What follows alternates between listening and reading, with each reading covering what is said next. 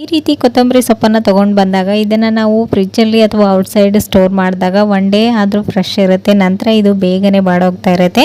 So ಇದು ಫ್ರಿಜ್ಜಲ್ಲಿ ಇಟ್ಟರು ಓವರ್ ಕೂಲ್ ಆಗಿ ಬಾಡೋಗ್ತಾ ಇರುತ್ತಲ್ವ. ಸೊ ಅದನ್ನು ಹೇಗೆ ಸ್ಟೋರ್ ಮಾಡೋದಂತೇಳಿ ತೋರಿಸ್ತಾ ಇದ್ದೀನಿ. ಇಲ್ಲಿ ನೋಡ್ತಾ ಇದ್ದೀರಾ, ಮೊದಲಿಗೆ ಕೊತ್ತಂಬರಿ ಸೊಪ್ಪನ್ನು ಚೆನ್ನಾಗಿ ವಾಶ್ ಮಾಡಿಕೊಂಡು ಒಂದು ಸ್ವಲ್ಪನೂ ನೀರಿನಂಶದ ಇಲ್ಲಾರ ಥರ ನೀಟಾಗಿ ಒರೆಸ್ಕೊಳ್ಳಿ. ನಂತರ ಇದರ ಹಿಂದಿನ ಭಾಗನ ಕಟ್ ಮಾಡಿ ಈ ರೀತಿ ನಾವು ಗ್ರೋಸರಿ ಎಲ್ಲನೂ ಸ್ಟೋರ್ ಮಾಡೋದಕ್ಕೆ ಪ್ಲಾಸ್ಟಿಕ್ ಬಾಕ್ಸ್ಗಳನ್ನು ಯೂಸ್ ಮಾಡ್ತೀವಲ್ವ, ಈ ರೀತಿ ಬಾಕ್ಸ್ಗಳಲ್ಲಿ ಈ ಕೊತ್ತಂಬರಿ ಸೊಪ್ಪನ್ನು ಇಟ್ಟು ಕ್ಲೋಸ್ ಮಾಡಿಕೊಂಡು ನೀವು ಫ್ರಿಜ್ಜಲ್ಲಿ ಸ್ಟೋರ್ ಮಾಡೋದ್ರಿಂದ ಇದು 1 ಮಂತ್ ಆದ್ರೂ ಫ್ರೆಶ್ ಆಗಿ ನೀವು ಮಾರ್ಕೆಟಿಂದ ತಂದಾಗ ಯಾವ ರೀತಿ ಇತ್ತಲ್ವ ಅದೇ ರೀತಿಯೇ ಇರುತ್ತೆ. ಹಾಗೆಯೇ ಕರಿಬೇವು ಸೊಪ್ಪನ್ನು ಕೂಡ ಅಷ್ಟೇ, ಇದನ್ನು ಫುಲ್ಲು ಬಿಡಿ ಬಿಡಿಯಾಗಿ ನೀವು ಬಿಡಿಸ್ಕೊಳ್ಳೋದಕ್ಕಿಂತ ಈ ರೀತಿ ಕಡ್ಡಿ ಸಮೇತ ಬಿಡಿಸ್ಕೊಂಡು ಈ ರೀತಿ ಬಾಕ್ಸ್ಗಳಲ್ಲಿ ಹಾಕಿ ಇಟ್ಕೊಳ್ಳೋದ್ರಿಂದ ಇದನ್ನು ಕೂಡ ಅಷ್ಟೇ 1 ಮಂತ್ ಆದ್ರೂ ಫ್ರೆಶ್ ಆಗಿ ಚೆನ್ನಾಗಿರುತ್ತೆ.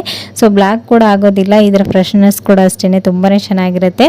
ಸೊ ಇಲ್ಲಿ ನೋಡ್ತಾ ಇರ್ಬೋದು ನೀವು, ಹೇರ್ ಕಂಟೈನರ್ ಬಾಕ್ಸ್ಗಳಿಲ್ಲ ಅಂತಂದರೆ ಈ ರೀತಿ